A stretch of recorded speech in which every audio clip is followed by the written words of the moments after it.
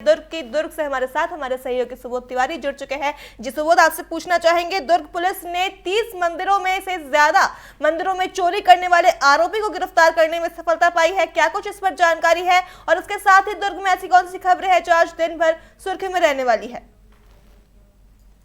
सिल्वी जी, बड़ी बात है कि जैसा कि आपने कहा कि 30 मंदिरों में भी से भी ज्यादा मंदिरों के खजानों को लूटने वाले, यानी कि जो खजाना दान पेटी होता है, लोग भक्ति भावना स्वरूप दान पेटियों में अपना अंशदान देते हैं, उसकी चोरी इस चोर के द्वारा कर ली जाती थी। और पिछले दिनों जिस तरह से लगातार मंदिरों में चोरियों की घटनाएं घट रही थी, जिसमें प्रगति नगर रिसालीगंज जैन मंदिर भी शामिल है, और साथ ही तमाम वो मंदिरें हैं जहां की दान पेटियों से पैसे निकालकर यह चोर रफू चक्कर हो जाता था। हालांकि सीसीटीवी में इसके फुटेज जरूर आ जाते थे, और बाद में काफी कड़ाई से जब खोजबीन की गई, पुलिस ने गंभीरता दिखाई, तब यह चोर पकड़ा गया। और बताया जा रहा है कि किसी गंभीर बीमारी से यह पीड़ित भी है। और लेकिन दान पेटियों से जो पैसा मिला भी है, तो 1200 रुपए के आसपास का ही पुलिस उससे बरामद कर पाई है। फिलहाल जो चोर है वह जेल के सीखचों के पीछे है।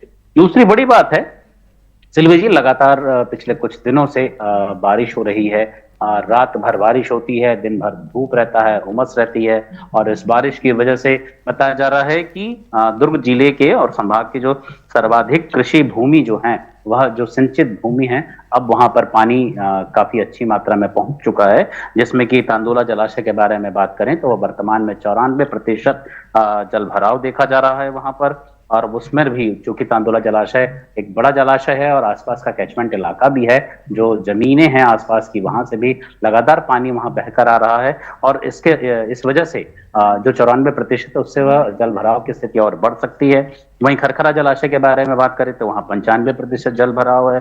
गोंदली जलाशय 82% जल भराव है। वहीं मरोदा जलाशय में 63% जल भराव है। और खपरी जलाशय तो पहले से ही 60% भर चुका है, अब वो होने के पानी होके कहना है कि इसी तरह से मौसम बना रहा है और दिनों तक में बारिश है और अभी जा रही है। दूसरी बड़ी बात हम बात कर रहे हैं, तो चक्रवाती बारिश की वजह से जो लगातार हर जगह पानी गिर रहा है, उसकी वजह से बिजली व्यवस्था काफी तकलीफदायक साबित हो रही। काफी दिक्कतों का सामना लोगों को करना पड़ रहा है। बताया जा रहा है कि जो 2 से रात भर बारिश होने की वजह से कई जगह जो पिछले दिनों बारिश हुई थी, कई जगह पेड़ धाराशायी हो गए थे, खंभे गिर गए थे, और कई जगह लोगों की झोपड़ियां गिर गई थी, मलबे में तब्दील हो गई थी। तो ऐसी सभी जगहों से अब लगातार शिकायतें भी आ रही हैं और सुधार की भी बात बताई जा रही है बिजली विभाग के द्वारा। लेकिन बताया जा रहा है कि रामनगर, सुपेला, छावनी, प्रियदर्शनी जैसे जो क्षेत्र हैं, शहरी क्षेत्र हैं, ग्रामीण इलाकों के अलावा, वहां भी बिजली की व्यवस्था में अभी तक स्थायी सुधार नहीं हुआ। हालांकि सुधार कार्य जारी रहने की बात बताई जा रही है।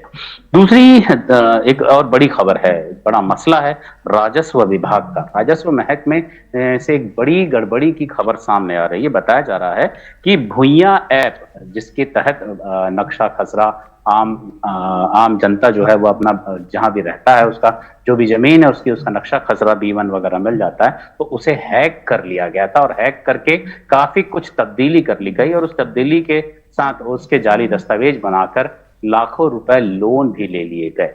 इसमें 2 व्यक्ति पकड़े गए हैं, जिसमें पुलिस ने अपराध दर्ज कर सेक्टर 5 जो कि भिलाई का निवासी अनंत किशोर साहू को गिरफ्तार किया है। साथ ही दीनू राम यादव जो कि चिलतर रायपुर का रहने वाला है, उसे पकड़ा गया है। और लगभग 765 एकड़ सरकारी जमीन अलग अलग लोगों के नाम कर दी गई, जिसकी जांच हालांकि जारी है। यह 2 महीने पहले हैक करके किया गया कारनामा है। और हल्का नंबर 16 बताया जा रहा है।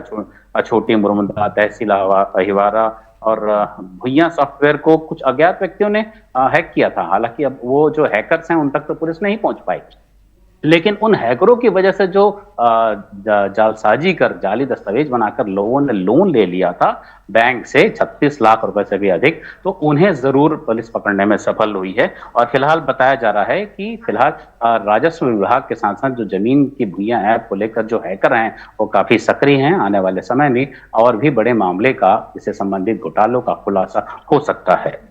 और एक मसला और है, भिलाई नगर निगम मसला क्या है, इसे सौगात कहेंगे।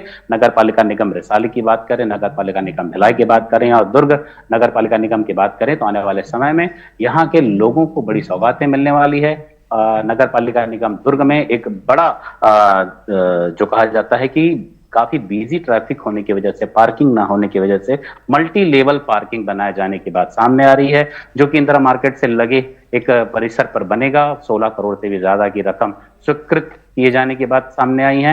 अब ड्राइंग डिजाइन भी बन रहा है। अब हो सकता है आने वाले समय में मल्टी लेवल पार्किंग 2 से 3 सालों में यहाँ देखने को भी मिले। वहीं भिलाई नगर निगम के बारे में बात करें तो बहुत जल्द यहाँ शहीद पार्क में ई लाइब्रेरी बना मिलेगा, और साथ ही प्रदर्शनी परिसर पूर्व से पश्चिम की ओर रेल लाइन के समानांतर रोड निर्माण किया जाएगा, और स्विमिंग पूल, हॉर्स राइडिंग और नालंदा परिसर जैसे भवनों के भी निर्माण की बात सामने आ रही है। वही अगर वैशाली नगर पालिका निगम के बारे में बात करें तो जब से निगम का गठन हुआ है तब से भिलाई इस्पात संयंत्र प्रबंधन और निगम के बीच में जमीन हस्तांतरण को लेकर काफी दिक्कतें हो रही थी। अब बैठक हुई, सांसद विजय बघेल और निगम प्रशासन के अधिकारी, जिला प्रशासन के अधिकारी, भिलाई इस्पात संयंत्र प्रबंधन के अधिकारियों की संयुक्त बैठक में कई सारी बातें सामने आई।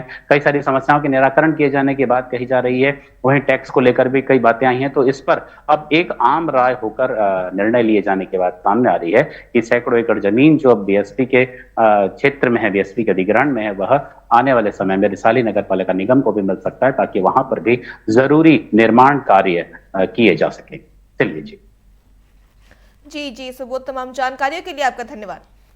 तो ये थे दुर्ग से हमारे साथ हमारे सहयोगी सुबोध तिवारी, जिन्होंने उन खबरों का जिक्र किया जो आज दिन भर जो है दुर्ग में सुर्खियों में रहने वाली है।